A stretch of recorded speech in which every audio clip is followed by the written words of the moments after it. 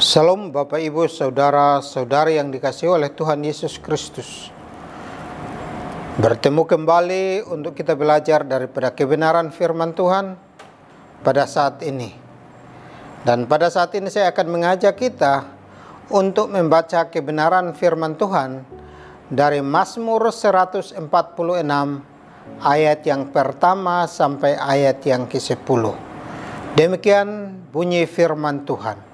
Haleluya, pujilah Tuhan hai jiwaku. Aku hendak memuliakan Tuhan selama aku hidup, dan bermazmur bagi Allahku selagi aku ada. Janganlah percaya kepada para bangsawan, kepada anak manusia yang tidak dapat memberikan keselamatan. Apabila nyawanya melayang, ia akan kembali ke tanah. Pada hari itu juga lenyaplah maksud-maksudnya. Berbahagialah orang yang mempunyai Allah Yakub sebagai penolong, yang harapannya pada Tuhan Allahnya. Dia yang menjadikan langit dan bumi, laut dan segala isinya, yang tetap setia untuk selama-lamanya, yang menegakkan keadilan untuk orang-orang yang diperas, yang memberi roti kepada orang-orang lapar. Tuhan membebaskan orang-orang yang terkurung. Tuhan membuka mata orang-orang buta. Tuhan menegakkannya orang yang tertunduk. Tuhan mengasihi orang-orang benar. Tuhan menjaga orang-orang asing. Anak yatim dan janda ditegakkannya kembali. Tetapi jalan orang fasik dibengkokkannya. Tuhan itu Raja untuk selama-lamanya. Allahmu ya Sion, turun-temurun. Haleluya. Bapak Ibu Saudara-saudari yang dikasihi oleh Tuhan Yesus Kristus, sesuai dengan bacaan kita barusan, maka saya akan memberikan kepada kita topik renungan saat ini, yakni nyanyian atas pertolongan Tuhan. Mazmur 146 merupakan nyanyian pertama dari 5 nyanyian yang sama, di mana dimulai dan diakhiri dengan kata haleluya. Mazmur 146 ini merupakan sebuah kumpulan pendek berisi nyanyian-nyanyian yang digunakan setiap hari dalam ibadah di sinagog. Kita tahu bahwa sinagog merupakan tempat ibadah dari orang-orang Yahudi. Seperti kebanyakan mazmur dalam jilid terakhir ini, bentuk sekarang dari mazmur-mazmur ini mencerminkan keadaan, mencerminkan pemikiran dan bahasa pada zaman pasca pembuangan. Oleh karena itu ada beberapa hal yang perlu kita perhatikan dari bacaan kita. Di antaranya yakni pertama, janji untuk memuliakan Tuhan. Kita bisa baca di dalam ayat yang pertama sampai ayat yang kedua berkata, pujilah Tuhan hai jiwaku. Aku hendak memuliakan Tuhan selama aku hidup. Dengan bahasa seperti pada mazmur sebelumnya, janji untuk memuliakan Tuhan dinyatakan dengan kata-kata yang mutlak. Janji ini merupakan suatu ungkapan dari hati yang paling dalam dari penulis mazmur ini. Ia ingin agar selama kehidupannya harus berguna atau bermanfaat.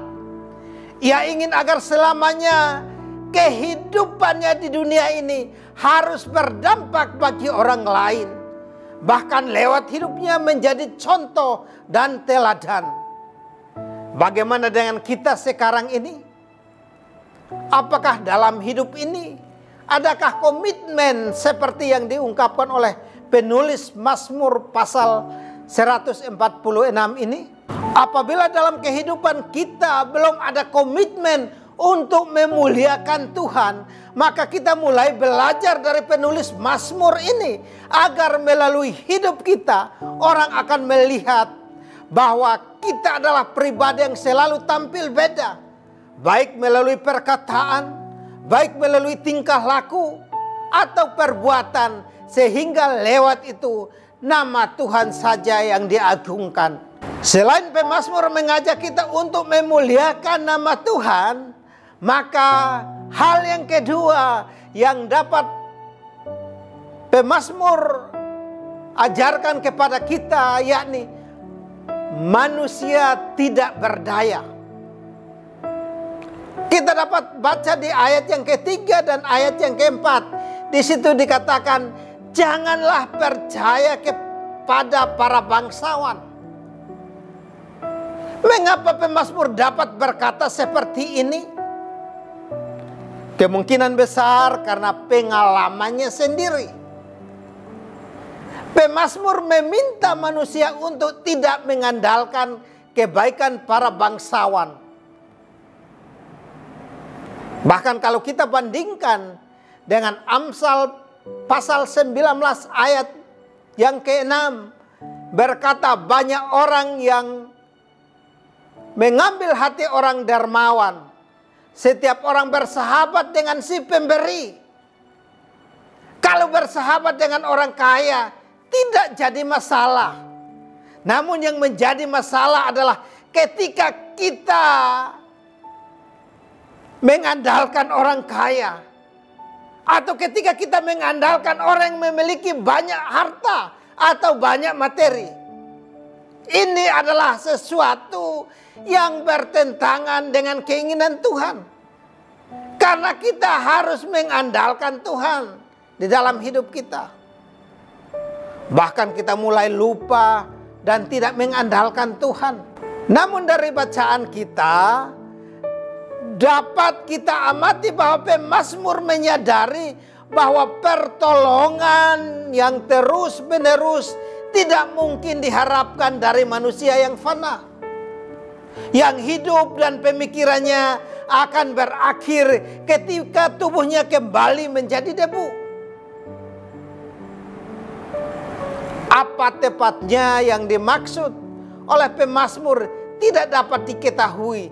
Tetapi kesimpulan seperti ini dapat ditarik dari zaman apapun dalam sejarah Israel, di mana kita tahu bahwa bangsa Israel itu telah melihat banyak mujizat yang dilakukan oleh Tuhan. Namun mereka berubah setia kepada Tuhan. Oleh karena itu saya mau mengajak kita, walaupun kita belum melihat mujizat, tetapi kita harus setia kepada Tuhan. Apapun persoalan masalah kita, kita harus tetap mengandalkan Tuhan.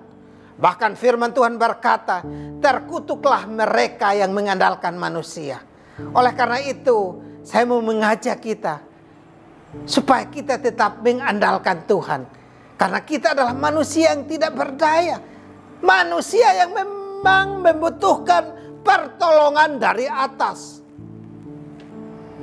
Oleh karena itu, kita harus menjadi pribadi-pribadi yang selalu berharap dan bersandar kepada Tuhan.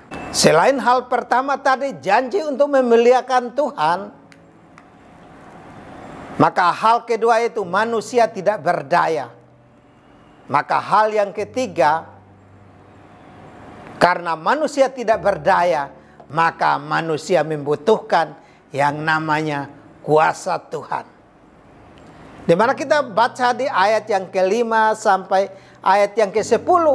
Di situ dikatakan, berbahagialah orang yang harapannya pada Tuhan. Jadi kita sebagai orang-orang yang berharap kepada Tuhan adalah orang yang sangat berbahagia. Orang yang sangat bersukacita. Orang yang sangat gembira.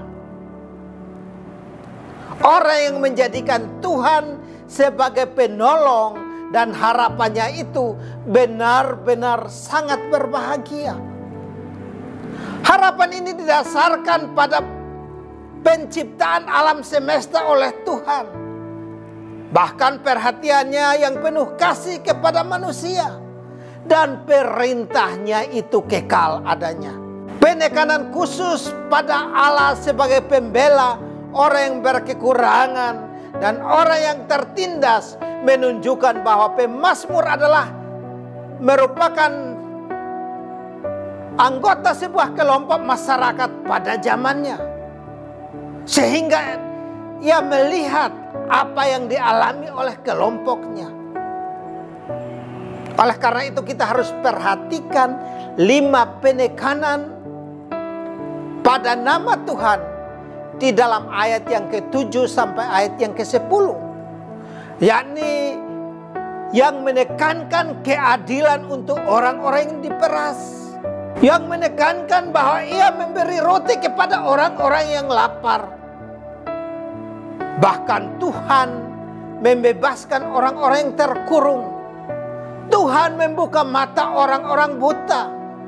Tuhan menegakkan orang yang tertunduk. Tuhan mengasihi orang benar.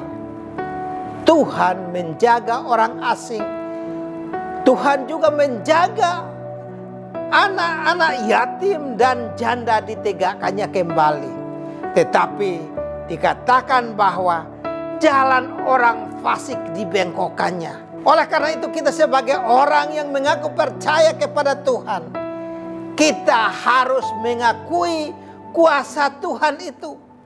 Bahwa Tuhan itu berkuasa atas hidup kita.